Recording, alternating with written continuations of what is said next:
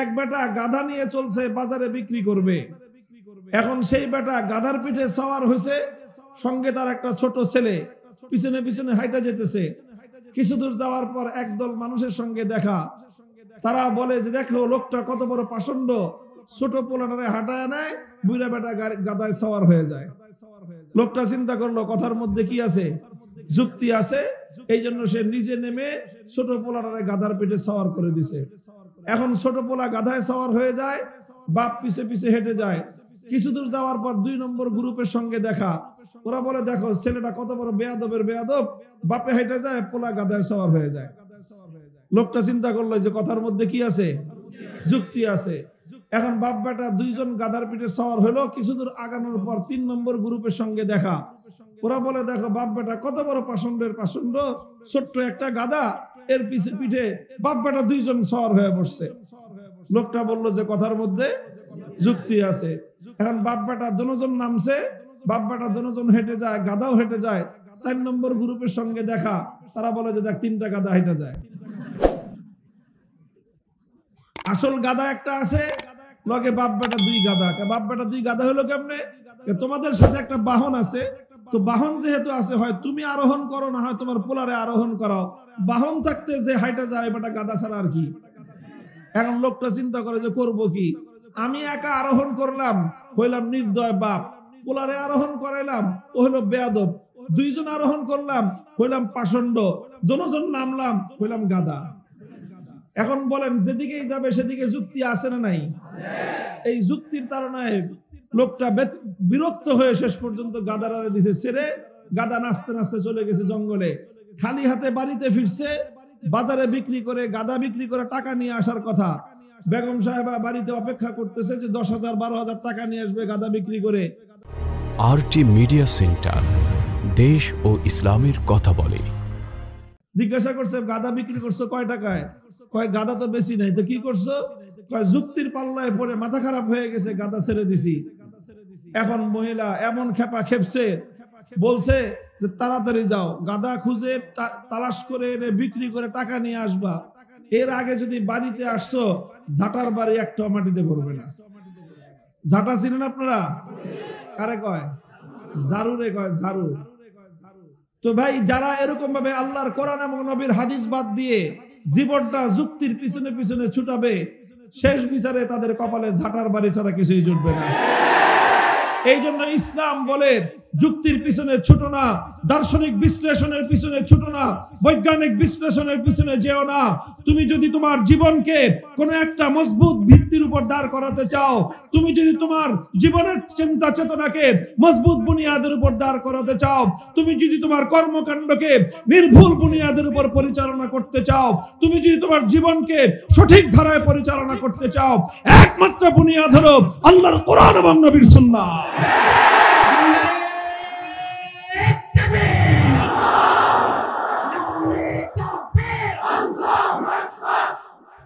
জীবন চালানোর তৌফিক দান করেন। খুব সংক্ষিপ্ত ভাবে কয়েকটা কথা বলবো। প্রথম কথা, আমরা সহিহ বুখারী শরীফের সর্বশেষ যে অধ্যায়, এবছর আমাদের মাদ্রাসায় যে সকল শিক্ষার্থীরা দাওরায়ে হাদিস পাঠ পড়েছে, তারা দীর্ঘ প্রায় 15-16 বছর বিভিন্ন পর্যায়ে শিক্ষা গ্রহণ করতে করতে আজকের এই পর্যায়ে এসে তারা উপনীত হয়েছে, এবং আজকের এই সবকের মধ্য দিয়ে তাদের শিক্ষা জীবনের একটা গুরুত্বপূর্ণ অধ্যায় পরিসমাপ্ত হচ্ছে। এবং এটাকে আমরা বলতে পারি যে আমাদের কওমি শিক্ষা সিলেবাসে গ্রাজুয়েশন কমপ্লিট করতেছে তারা। এই পর্যায়ে আল্লাহ রাব্বুল আলামিন যেন তাদের জীবনের পরবর্তী পদক্ষেপে তাদেরকে কামিয়াব করেন, তাদেরকে যেন আল্লাহ পাক ইলমে নাফে, উপকারী ইলম দান করেন, আমলে মুতাকাব্বাল, আল্লাহর নিকট যে আমল কবুল হয় এমন আমল করার জন্য তৌফিক আল্লাহ তাদেরকে দান করেন। যেই শিক্ষাটা তারা অর্জন করলো, এই শিক্ষাটা যেন তাদের জীবনে এবং সমাজে তারা বাস্তবায়ন করতে পারে, আল্লাহ তাদেরকে সেই হিম্মত এবং সেই তৌফিক দান করুন। সর্বশেষ অধ্যায়ে ইমাম বুখারী রাহমাতুল্লাহি আলাইহি অত্যন্ত গুরুত্বপূর্ণ একটা শিক্ষা উম্মতের সামনে পেশ করেছেন। মূল বিষয়টা হলো কিয়ামতের দিন মানুষের আমল ওজন হবে। মানুষের আমল কি হবে? ওজন হবে। এখন একদল মানুষ আছে যে তারা সব সময় যুক্তির পিছনে ছুটে, তারা তাদের নিজের বুদ্ধি আর বিবেকের পিছনেই ছুটে। তারা মনে করে যে আমল, মানুষের আমল, মানুষের কথা, এটাকে আবার ওজন হবে কিভাবে? কারণ মানুষের আমল এটা দেখা যায় না, ধরা যায় না, ছোঁয়া যায় না, তো এটা ওজন দিবে কিভাবে? একটা ওজন দেওয়ার জন্য, মাপার জন্য তো জিনিসটাকে ধরতে হবে, দেখতে হবে, তারপরে এটার মধ্যে কতটুকু ওজন আছে, হালকা না ভারী, এটা পরে বোঝা যাবে। এই জন্য অনেক মানুষের মাথায় এটা ঢুকে নাই যে আল্লাহ পাক রব্বুল আলামিন তার বান্দার আমল এবং তার বান্দার কথা আল্লাহ কিভাবে ওজন দিবেন। যেহেতু তাদের বুঝে আসে নাই, এই জন্য তারা মানুষের আমল ওজন হওয়ার বিষয়টাকে অস্বীকার করে বসছে। তাদেরকে বলা হয় মুনকিরিনে ওজন, অর্থাৎ যারা কিয়ামতের দিনে আল্লাহ পাক কর্তৃক বান্দার আমল ওজন হওয়ার বিষয়টাকে তারা অস্বীকার করেছে। ইমাম বুখারী রাহমাতুল্লাহি আলাইহি সেই ওজন অস্বীকারীদের মতবাদ খণ্ডন করার জন্য বলেছেন, আন্না আমালা বানি আদম ওয়া কাওলুহুম ইউজানু, যে সমস্ত মানুষের আমল এবং তাদের কথা উভয়টাই আল্লাহ পাক ওজন দিবেন। এখন যেহেতু একটা মতবাদকে তিনি খণ্ডন করতেছেন, তো মতবাদ যদি খণ্ডন করতে হয়, আরেকজনের বক্তব্যকে যদি খণ্ডন করতে হয়, তাহলে বলেন তো কিসের প্রয়োজন? কিসের প্রয়োজন? দলিলের প্রয়োজন। কিসের প্রয়োজন? আপনি একটা কথা বলতেছেন, আমি আপনার কথাটাকে যদি খণ্ডন করতে চাই, তাহলে আমার কি লাগবে? দলিল লাগবে। দলিল ছাড়া আরেকজনের কথা কি করা যায় না? খণ্ডন করা যায় না। তো ইমাম বুখারী যেহেতু তিনি যারা ওজন অস্বীকারী, তাদের মতবাদকে যেহেতু তিনি খণ্ডন করবেন, তো মতবাদ খণ্ডন করতে চাইলে কি প্রয়োজন? দলিলের প্রয়োজন। এখন তিনি কি দলিল দিবেন? তিনি কি প্রমাণ দিবেন? যুক্তির প্রমাণ না বৈজ্ঞানিক বিশ্লেষণের প্রমাণ না দার্শনিক বিশ্লেষণের প্রমাণ? ইমাম বুখারী রাহমাতুল্লাহি আলাইহি যুক্তির প্রমাণের পিছনেও যান নাই, দার্শনিক প্রমাণের পিছনেও যান নাই, বৈজ্ঞানিক বিশ্লেষণের প্রমাণের পিছনেও তিনি যান নাই। বরং ইমাম বুখারী রাহমাতুল্লাহি আলাইহি দুটো প্রমাণ দিয়েছেন। এক নম্বর প্রমাণ হলো আল্লাহর কোরআনের প্রমাণ, দুই নম্বর হলো আল্লাহর নবীর হাদিসের প্রমাণ। কেন ইমাম বুখারী বৈজ্ঞানিক বিশ্লেষণ দিলেন না? তিনি যুক্তির অবতারণা করলেন না, দার্শনিক বিশ্লেষণ না করে শুধুমাত্র কোরআন এবং হাদিসের প্রমাণ দিয়ে উম্মতের সামনে তিনি এই সবক এবং এই শিক্ষা উপস্থাপন করলেন যে মুসলমানদের কথা, মুসলমানদের কাজ, মুসলমানদের চিন্তা, মুসলমানদের চেতনা, মুসলমানদের বিশ্বাস, মুসলমানদের কর্মকাণ্ড সবকিছু দুনিয়ার আর কোনো কিছুর উপরে নয়, শুধুমাত্র দুটো জিনিসের উপর নির্ভরশীল হবে। তার এক নম্বর হলো আল্লাহর কোরআন, দুই নম্বর হলো নবীর হাদিস। কারণ কি? কোরআন হাদিস ছাড়া অন্য কোনো কিছুর উপর মুসলমানরা নির্ভরশীল হতে পারে না। হ্যাঁ, মুসলমানদের কথার মধ্যে যুক্তি থাকতে পারে, বৈজ্ঞানিক বিশ্লেষণ থাকতে পারে, দার্শনিক ব্যাখ্যা থাকতে পারে, কিন্তু সেই যুক্তির উপর মুসলমানরা নির্ভর করবে না।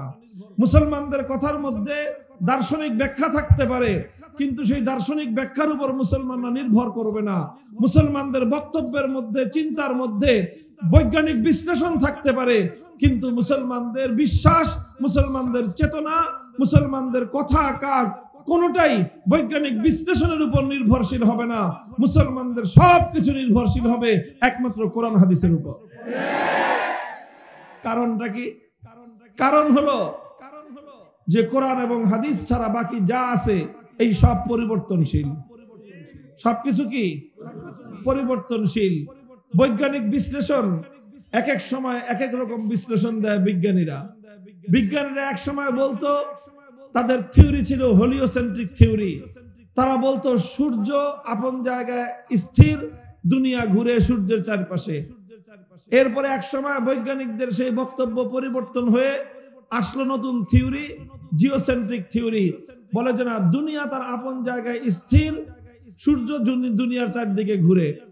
কিছুদিন যাওয়ার পরে বৈজ্ঞানিকদের সেই জিওসেন্ট্রিক থিওরিও বাতিল হয়ে গেল। এখন তারা বলে যে পৃথিবীও ঘুরে, সূর্য ঘুরে, চন্দ্র ঘুরে, সবই ঘুরে।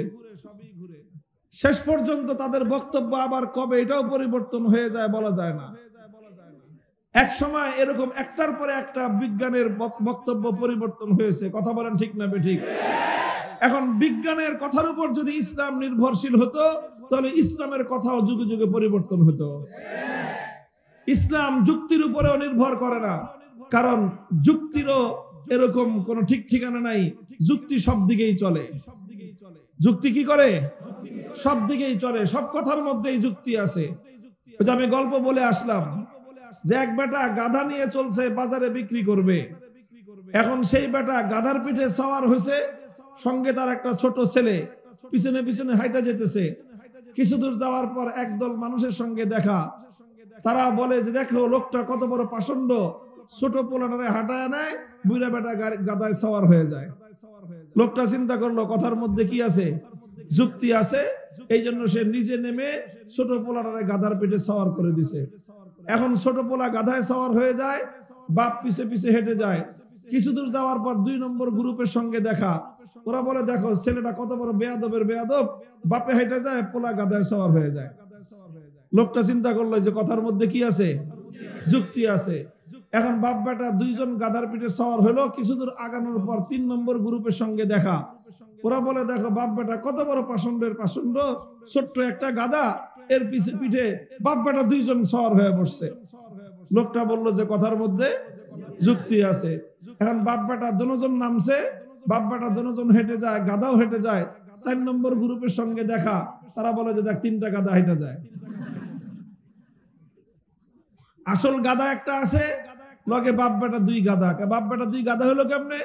তোমাদের সাথে একটা বাহন আছে, তো বাহন যেহেতু আছে, হয় তুমি আরোহণ করো, না হয় তোমার পোলারে আরোহণ করাও। বাহন থাকতে যে হাইটা যায় বেটা গাধা ছাড়া আর কি।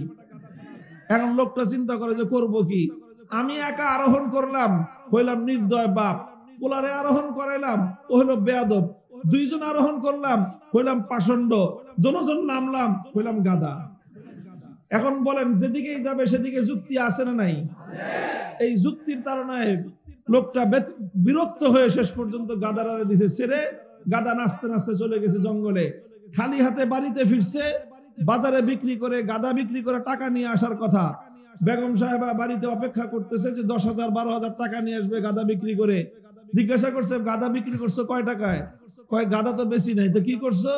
কয় যুক্তির পাল্লায় পড়ে মাথা খারাপ হয়ে গেছে, গাধা ছেড়ে দিছি। এখন মহিলা এমন খেপা খেপছে, বলছে যে তাড়াতাড়ি যাও, গাধা খুঁজে তালাশ করে এনে বিক্রি করে টাকা নিয়ে আসবা।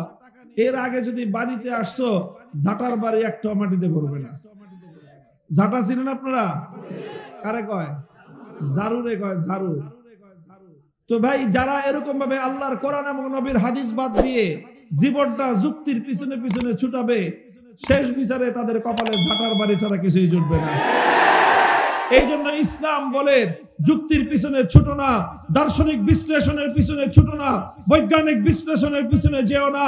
তুমি যদি তোমার জীবনকে কোনো একটা মজবুত ভিত্তির উপর দাঁড় করাতে চাও, তুমি যদি তোমার জীবনের চিন্তা চেতনাকে মজবুত বুনিয়াদের উপর দাঁড় করাতে চাও, তুমি যদি তোমার কর্মকাণ্ডকে নির্ভুল বুনিয়াদের উপর পরিচালনা করতে চাও, তুমি যদি তোমার জীবনকে সঠিক ধারায় পরিচালনা করতে চাও, একমাত্র বুনিয়াদ হলো আল্লাহর কোরআন এবং নবীর সুন্নাহ।